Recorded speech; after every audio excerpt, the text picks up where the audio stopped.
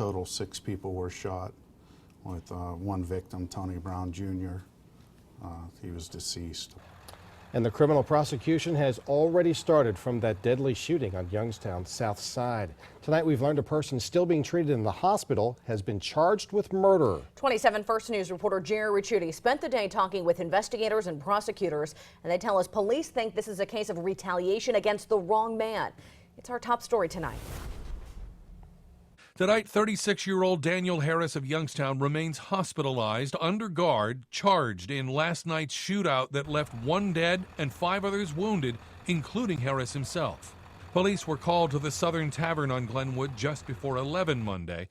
They discovered Tony Brown Jr. lying dead on the sidewalk. Several others were found wounded both inside and outside the bar.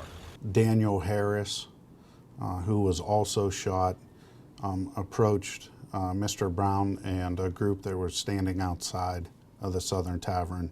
Investigators say Harris was related to this man, Thomas Owens, who was murdered over the weekend while sitting in a car on West Myrtle Avenue. Detectives tell me Harris had gone to the tavern to confront Brown. For whatever reason, family members of his believe that Mr. Brown may have been involved. But BLACKBURN tells me Brown and another man were in the car with Owens early Saturday morning when someone in a second vehicle pulled up and started shooting, thinking at this point Brown couldn't have been responsible. Absolutely. There's no indication from our perspective that Mr. Brown had anything to do with Mr. Owens' death.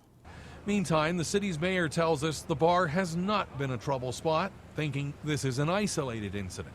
We still have a couple abandoned buildings and properties that need to come down, but I don't think this is an issue that anybody in general should be scared about.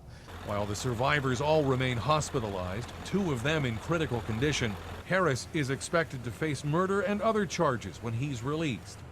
In Youngstown, Jerry Ricciuti, WKBN 27 First News.